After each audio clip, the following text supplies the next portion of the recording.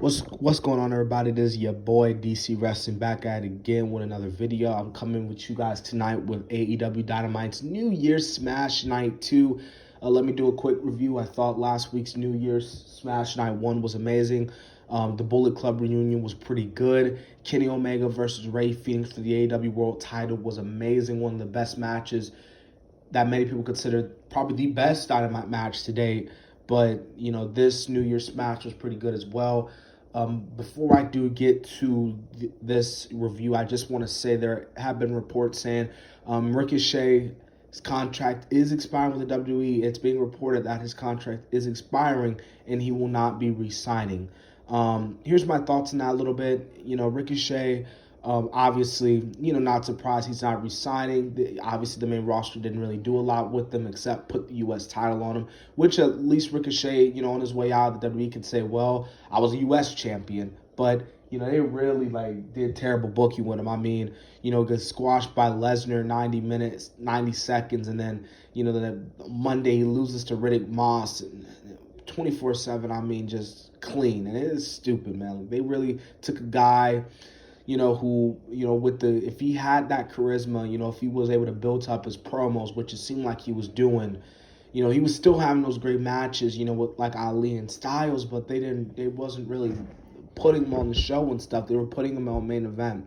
And I feel like they could have done something with him. I'm not saying he could have been that main event WrestleMania, the last match on the show, but he could have been that really upper mid card, that maybe semi-main event, or open up the show, start off the show hot, that Intercontinental United States champion. And they just didn't really do a lot with Ricochet. So I'm really not surprised that he is not resigning. Anyway, so we're gonna kick off the night. So we kicked off the night with Pac versus Eddie Kingston. With this match, I feel like this match could have taken place on an AEW pay-per-view with the rivalry, but, with AEW Revolution, I mean, that's in February, and that's a month away, so, they already got, Beach Break coming up, so they got to get that shit started up. But I thought Pac versus Eddie Kingston was amazing. I thought this was a pretty good opener, really good, solid opener. But Pac won. He hit the Black Arrow and he beat Eddie Kingston clean. I have no problem with that. Obviously Pac, you got to build him up. I think Pac's another one who many people may think that needs a direction, and it looks like that he is going to head in a feud with Lance Archer. Now, here's a little nitpick with this whole little feud, especially between now that looks like he's going to feud with Pac. Who's the heel in this? Who's the heel? Is Pac a heel? Well, I think Pac, with the way he was feuding with Eddie Kingston, it seems like he was a tweener. He wasn't a heel, but he wasn't a babyface. Same thing with Ray and Penta. But Eddie was that full-blown heel. But Lance, it's is Lance a heel? Is Lance a face? It's that's kind of one of the main problems that you kind of have with AEW. It's kind of hard to tell who's the heel and who's the babyface. You know what I mean? Next match, we have Miro versus Chuck Taylor. Obviously, Miro gets the win. Amazing. You got to build Miro up. I know a lot of people have been saying they don't really like the Miro character, but I remember saying that when Miro first debuted, I'm get him some wins, break him up with Kip. I'm not really a huge fan of him and Kip together, but we have to give time for Miro and AEW. He can't just come in the company and get the title automatically. You got to build him up. So once they do that, I feel Miro could be huge in AEW. But right now they're building him up, and that's what you need to do. You need to build, guys up. And Miro winning this match was the right call. I thought this match was okay for what it was. Chuck Taylor becomes Miro and Kip Sabian's butler, which obviously makes sense. Trent's gonna be out for a few months, with his injury. I don't know what they're going to do with Cassidy. I really don't know what they're going to do with Orange Cassidy, but, hey, who knows? We had a backstage segment with Private Party and Matt Hardy. Matt Hardy was, I think, because people have been saying, he's going to turn, No. I think at this point, he is a heel. You know what I'm saying? Matt Hardy, just displaying how good. I thought this was a really good promo from Matt. Talking about nobody cares about Private Party and everything, even though I love Private Party. They're one of my favorite tag teams. Inner Circle came out. This was another great segment. They were talking about their New Year's revolutions and stuff.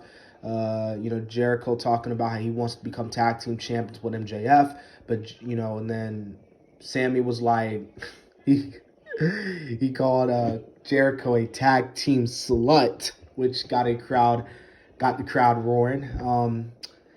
Basically, Sammy was like, "Boy, what are you doing, Jericho? I mean, you were tag team with me, we were little sex guys, you were with Hager. Now you're jumping to MJF. Like, what's going on? You know what I mean? What's going on? Yeah. Anyways, yeah. So Jericho's like, next week we'll have a huge tag team match. It will be me, MJF, and Jericho versus Santana and Ortiz versus Guevara and Hager to see who will be the official tag team for the Inner Circle. My bad, but I got MJF and Jericho winning that one. And by the way, you got to think, what about Wardlow? Like, Wardlow's on the side, like, he's just Wardlow, but Wardlow's cool, and I like Wardlow.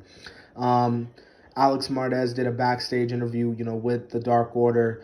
They asking the Hangman, like, yo, man, like, when you gonna join the Dark Order, basically. And they were telling him you should decide next week. So Hangman agreed that next week he'll let them know. And I think that would be pretty cool if he joined, and then, that way you can, like, further along the lines with that story.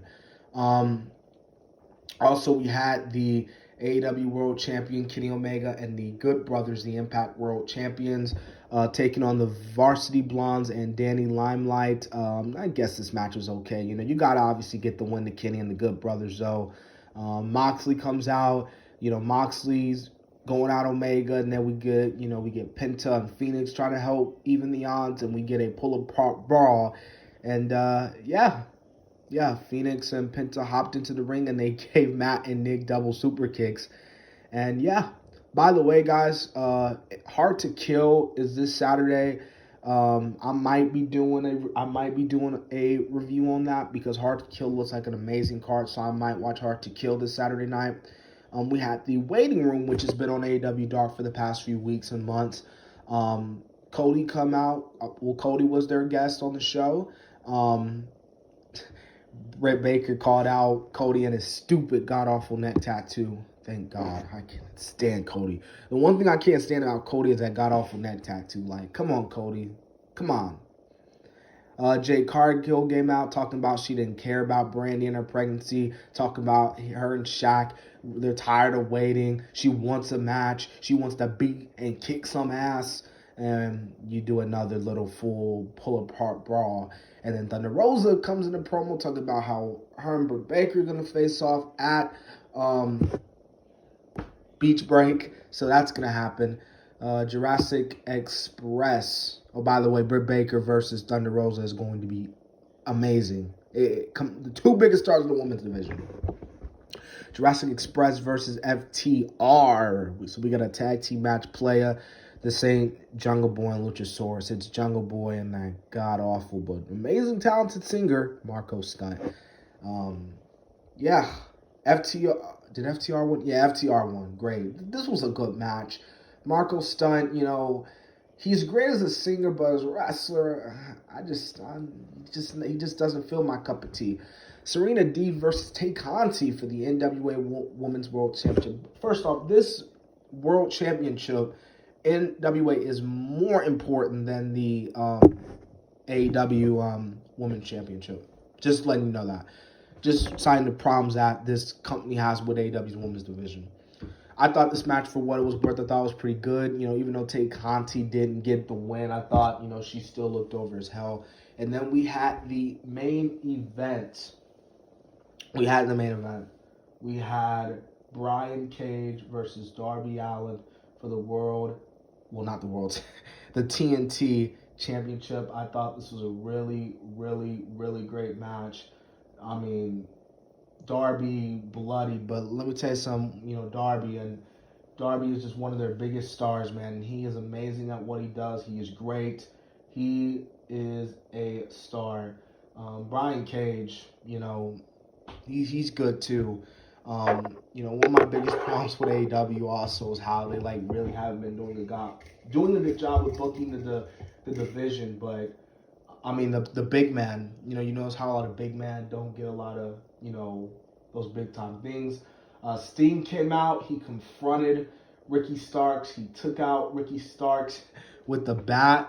I thought that was pretty cool. Sting on AEW, he finally gets some action. Sting doesn't finally have to just show up on the stage and just stand there and do nothing. He can actually like do something. So I thought that was pretty cool. So it's obviously they're hitting the nail on this Sting and Darby alliance, and Darby gets the win. This was a really great. I thought this was a really good. Yeah, I thought this was a really good show. So yeah, pretty good show. So yeah. Oh, and by the way, if you haven't already, subscribe to the channel.